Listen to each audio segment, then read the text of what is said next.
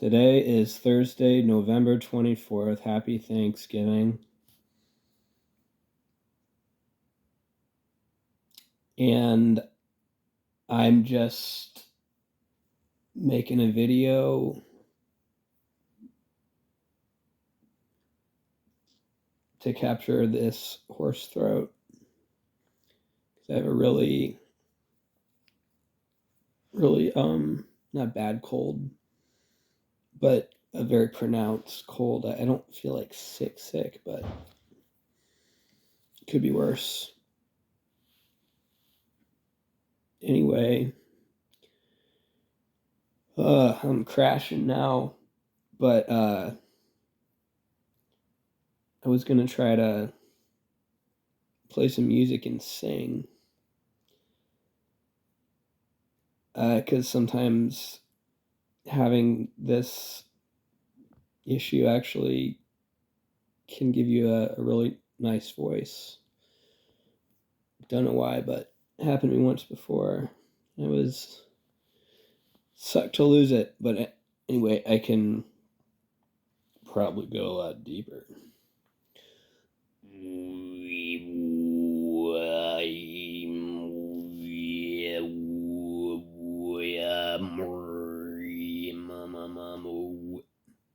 Yeah, I think so. I wonder if I can hold on to that.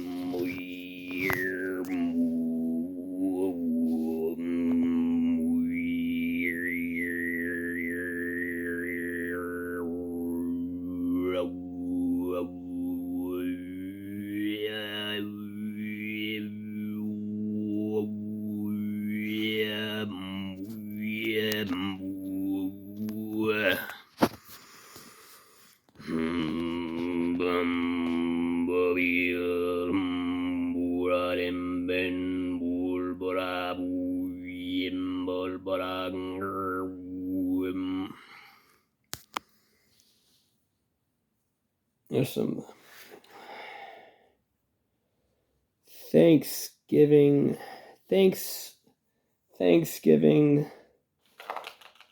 stuffing for you. The song is the stuffing that I'm hoping to fill your body with when you eat it for oh my god, I am really getting really loopy right now. I was just gonna go off on some random silly tangent and I lost the plot. But the joke of the day is Thanksgiving food, stuffing, turkey. There's a lot of jokes you can make about turkeys, like, jive turkeys. And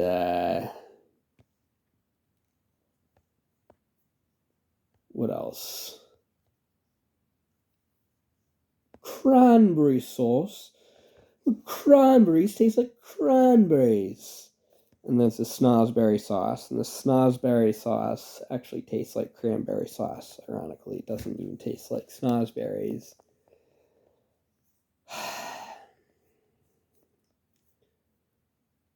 You got that green bean casserole with the little flaky fried onion rings. I used to like think, why can't we have those year round? Why do we have to only have that at Thanksgiving? But as an adult, I found you can actually go buy the onion ring stuff and you can just eat it. I didn't have any turkey. I actually had ham when I snuck up there, and I stealthily piled my plate and brought it into the other room. Not my lair. It's not my lair for long. I've got a new lair. It's a bunkhouse out back. It's kind of funny, actually. I feel like the place I am in my life right now, I can imagine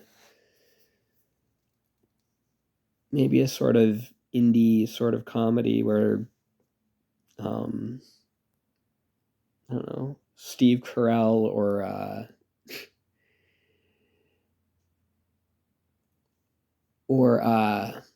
Ben Stiller are 40 and just moved. Oh, and you got Owen Wilson in this movie too, but there's a character who I'll just say Ben Stiller. I don't there might maybe it reminds me of a movie with him I have seen, but going and trying to restart his life and living in the old tree fort that he grew up with. And it's all the events surrounding it and where I think life is going that sort of kind of give me sort of just this intuitive sense of it has a humorous element of the plot. Um, without getting into all the specifics, but weird stuff, man. Weird stuff are happening these days. Just very peculiar events. And a lot of intersection of events. I don't think about them as much anymore. Because I realized that um, if you sit there and look at a sign and you ponder the sign, oh my gosh, wow, this is amazing. Look at this sign. You end up stopping on the journey, and there's this really great stuff up ahead. But if you stop at each time you see a sign, say, wow, look, a sign. We're still headed in the right direction. Um, it's still better. It's still good that you have the sign in the first place, because then maybe you can move on. But I've just found that ideally it's good to try to spend as little time on the sign and intellectualizing. That's what I do. Um, and I think there's a correlation between not paying. I've learned. I'm glad I paid so much attention for the last few years to synchronicities and trying to figure out how they work, so that I could have a framework from which I can now use as a launching point, not as a continued framework. I still see the signs and meanings, but so many more are happening these days. Like day before yesterday, I had a really friendly hawk show up and hang out with me for like 20 minutes. And it's not the craziest thing in the world. There wasn't anything about it that I would expect would convince anyone that it was there was a spiritual meaning to it. And I don't even know for a fact that there was, but I think that it makes sense to assume there was, because Um, because it's not that there's anything particular to the exact thing that I described that if I heard somebody tell the story, uh, if I heard somebody say they saw a hawk that was super tame and it didn't fly away, well, for the average person, they don't experience symbolism through animals, just on average, if they do, because most people don't. And so I take it very seriously as a messenger because it fits exactly within the pattern that I know that basically God uses to speak to me. And yeah, it got my attention, and it really made me feel very peaceful. So, what else? What else do I have to say? Um, in other news, I went to the ear, nose, and throat doctor a couple days ago. Follow up, year later follow up from my longboard hydroplane accident that fractured my skull and temporarily damaged my hearing. It's almost all the way back. It's not. It's you. I can't tell a difference. I can't tell it that there's any hearing loss because it's so minimal. So, um, and I remember when I felt like I was about at half my hearing in one of my ears. Um, for a period of time, and they said, well, it may or may not get better. It probably will get better, but we don't know that for a fact. So I really pondered it to myself because at first I was like trying to be optimistic and say, well, if I'm gonna have some damage, um, hearing is not the end of the world. It's better to lose hearing in one of your ears than to be brain damaged or to be disfigured or but I realized no, it's not. Here's why it would have driven me crazy because I'm a musician. And I actually feel like if I were to lose equal hearing in both ears, I might actually be able to handle that better because I would, even though that would even more severely restrict my ability to hear, um, I would probably for first of all, I would be able to hear still if I turned things way up.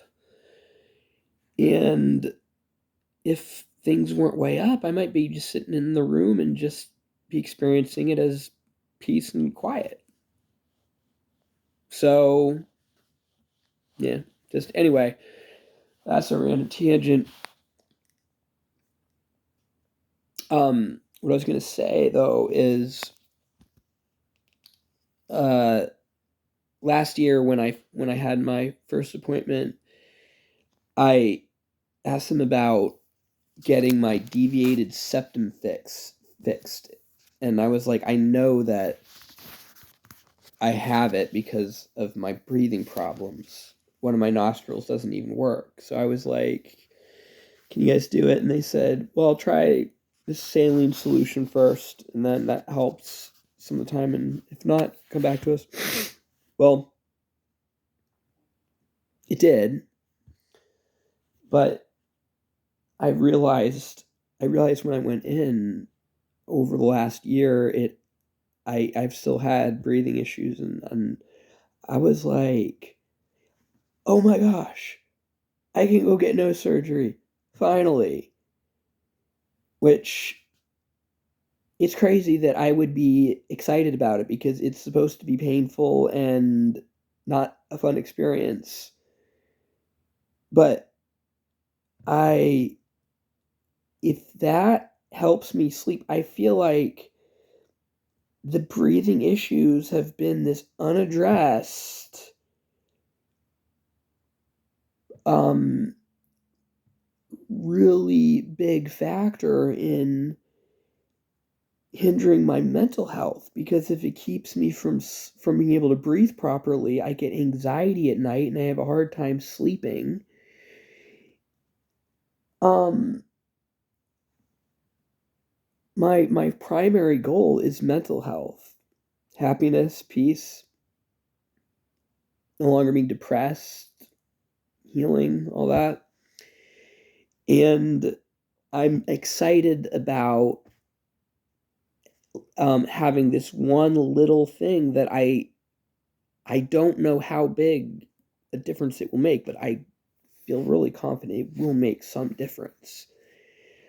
Um, and it might just be that little bit of difference that tipped the scale and helped me get on an upward spiral.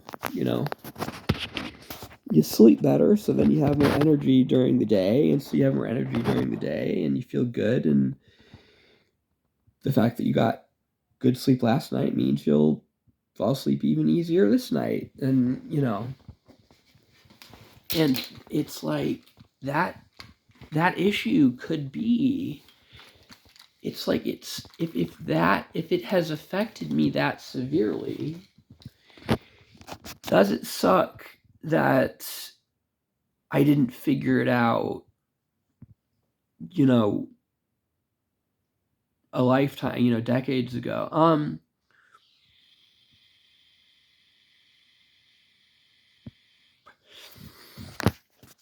Because I do think that the timing of it, right now,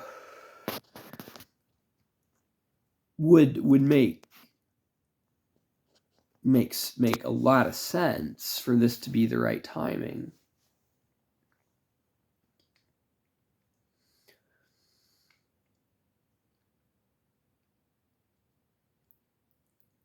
And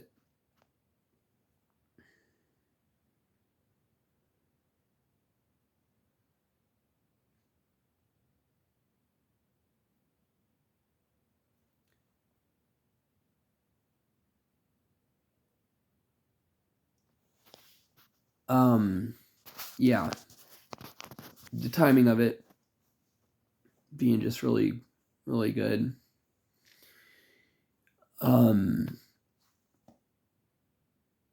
Feeling pretty hopeful about life. I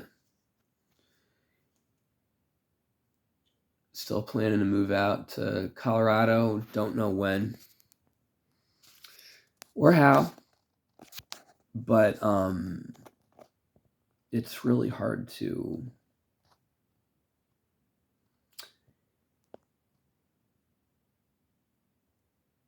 it no, it's not like it's hard to imagine that it couldn't be meant to be.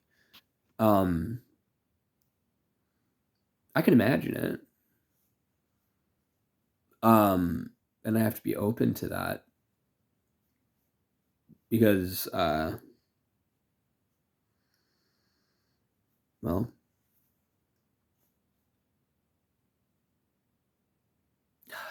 it no, to be honest, it is hard to imagine that the spiritual based on spiritual reasons and principles and the meaning of my life and timing things. I'd like to be out there ASAP, but for now it's the family bunkhouse. And don't know how coherent all this has been or interesting, but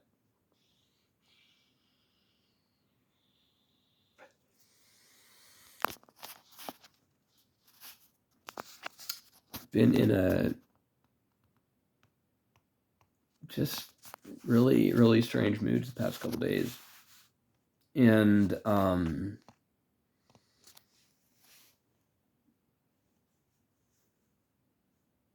I've gotten high, which has sort of kind of helped sort of trigger my brain psychedelically, I guess.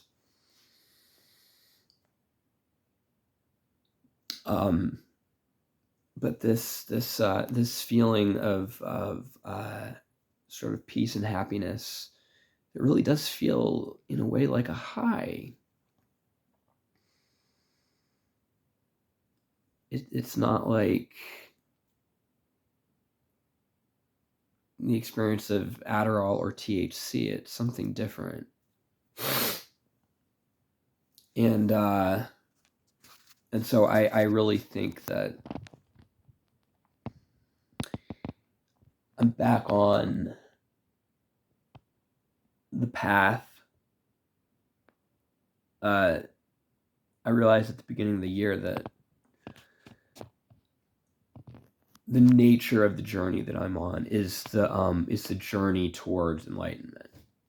And in all my years of studying Eastern philosophy and meditating, I didn't ever think about even attempting to become enlightened.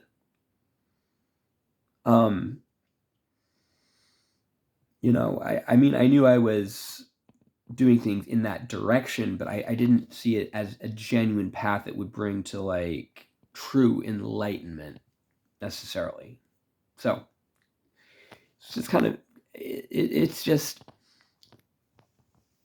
or if I had it, it had been a very long time, and in that I had this sudden realization that okay, well, if that's what I'm headed towards, then I will meditate and ponder what that means, what it is, what it isn't. And I found it in degrees. There have been many, many doorways, and I kind of thought that there each time I get through another doorway, I think it's finally, and I'm free. I'm not free yet, but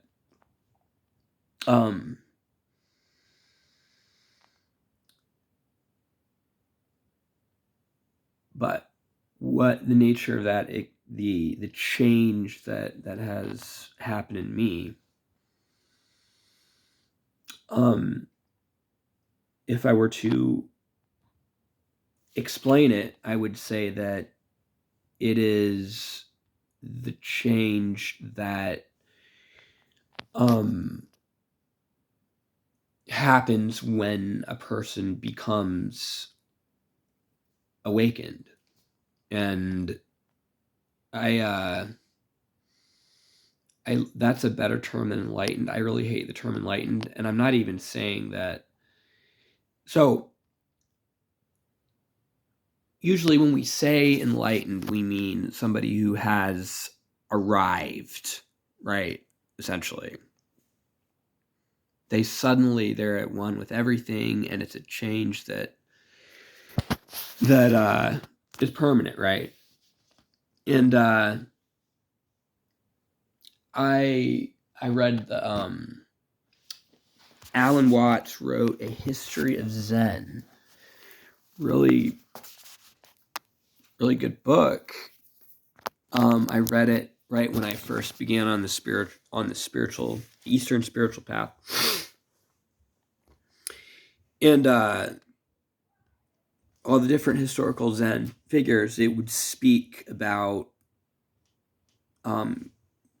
different characters throughout history that passed on the lineages. There was always and it was at that moment he became enlightened. He looked at a dog, and the dog, and said woof, and it was in that moment that he was enlightened, that sort of thing. And so this sort of gave me the impression that prior to that, I thought of it as more of a gradual thing. But then I kind of misinterpreted that, because that is how the Zen approach to enlightenment works. That does not mean that that is the nature of enlightenment. And so it's very, very interesting, I think, and kind of relieving to realize that other paths of enlightenment do have stages, and in fact, I would say most do. I think that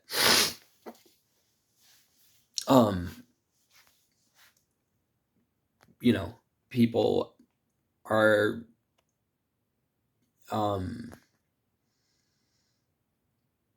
we all have that awakened nature within us. And some of us do more than others, and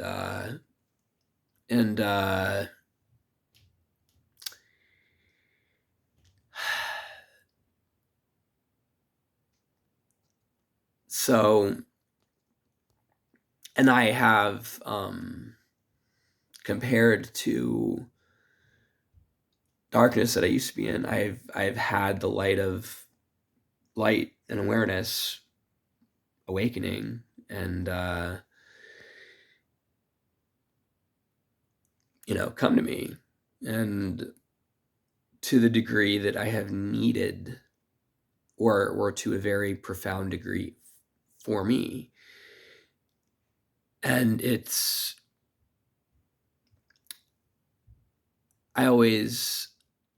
tricky, because I want to be able to talk about what my spiritual journey is, because talking about things helps, but I don't want to say things that people will interpret as me being arrogant, like, so I don't want to be like, well, tell people I'm enlightened. Let's just say this: I'm definitely not enlightened in the sense that to the degree that I would say a Zen master.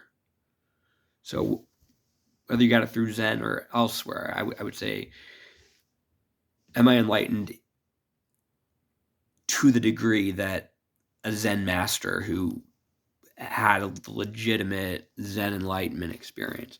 No. And I don't know if I'll ever get there. I think I might. And it might be soon. And if it does happen, I do think it'll happen. It'll probably be one of those things that we'll just call it terminal velocity or escape velocity.